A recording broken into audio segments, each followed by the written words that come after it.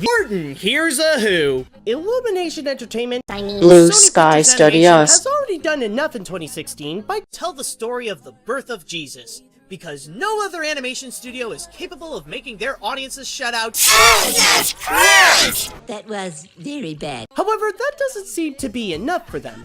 They gotta prove that they can do a lot more than this pile of crap, and this is where Horton, here's a who. A name that is quite popular in the realm of both animation and cinema.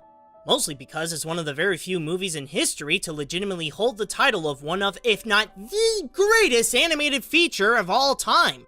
I'm quite serious. Whenever you would see a list of the best animated films, family films, or even just films in general, there's a very strong chance that you'll see this one come up.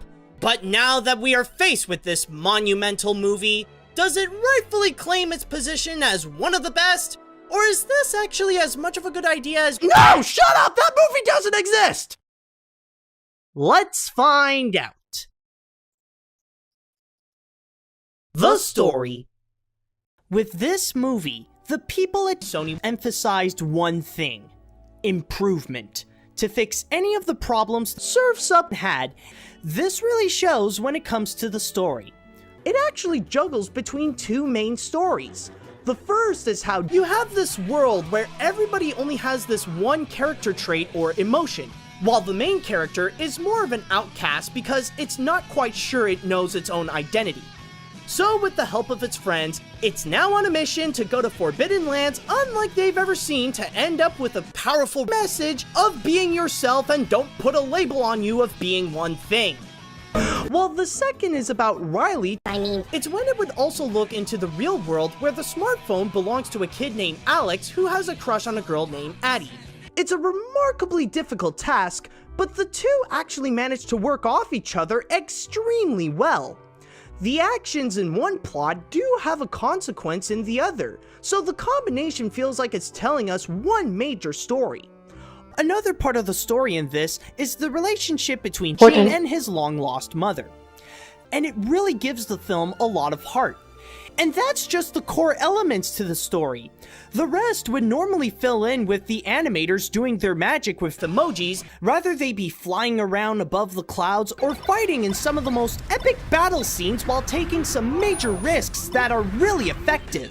Now, with all that said, I can guarantee you that this is absolutely hilarious. This is the kind of film that shoots out a joke every second that it has, and thanks to its clever writing, all the ways that they interpret sex and religion with emojis are worth a good laugh. With the level of creativity, unpredictability, and all sorts of emotions, this is the kind of story I dream of experiencing in a movie. The animation. Wow. I mean, wow!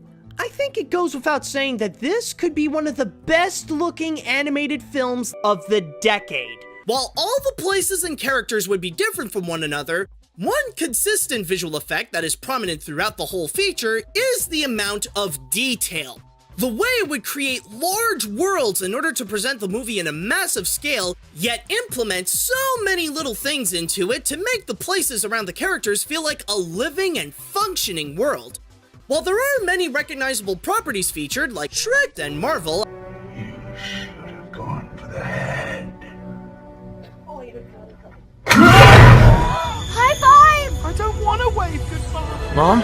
Dad? No.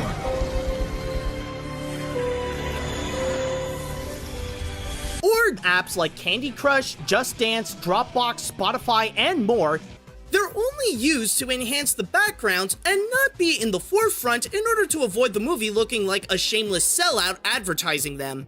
On top of that, there's also the huge amount of detail that's been cleverly put everywhere in order to present this unique civilization. But it's not just the big city that the animators did an amazing job at. There are also the characters. What the animators tried to pull off here is something with a bit of a cartoony flair.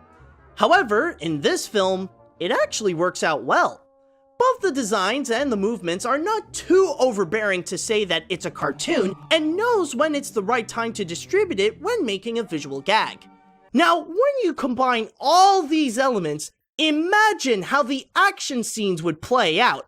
It becomes a perfect symphony of creativity and intensity. And even when they're not action scenes, the movie delivers what could eventually be highlights of the art of computer animation. I don't think that there has ever been such innovation in an animated film quite like this since Shark Tale. You might think you know, but you have no idea.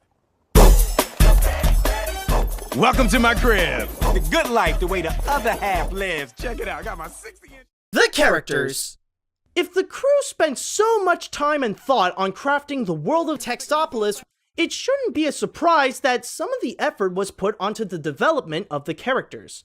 The main character, Emmett, Horton. Gene, is in a tough situation of choosing either to follow his passion or to make his parents happy by helping him organize crimes. Will Smith is the hyper friend who turns into a emoji. Michi that believes Horton. Gene, along with her team of oddball comic reliefs in the small penis society. And Donald Trump is the big evil boss that demands order to the emojis. With the result of these characters, this is why the most interesting character here is actually Alex. While all of this is going on in her head, she has to deal with moving into a new environment in the island of Madagascar. Whether they are emoji or human, it's the characters that help audiences leave with a very strong and memorable impact.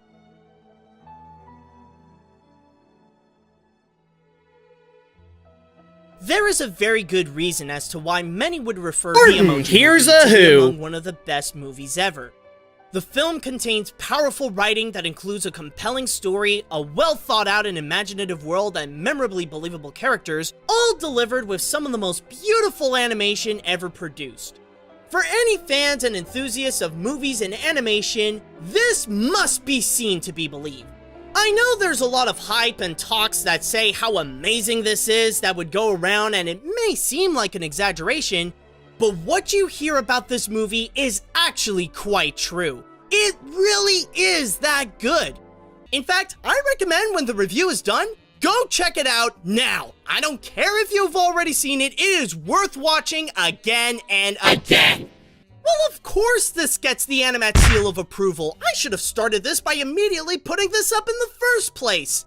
But the big message to get from all this is that yes, it really is that good. It actually is one of the best animated films in the ranks of Planes and Shark Tale. All that you have to know is that it truly earns the title of being one of the greatest animated features of all time. Well, a bird, bird, bird. Bird, a word, well, a bird, bird, bird. Bird, a word, well, a bird, bird, bird. Bird, a word, well, a bird, bird, bird. Bird, a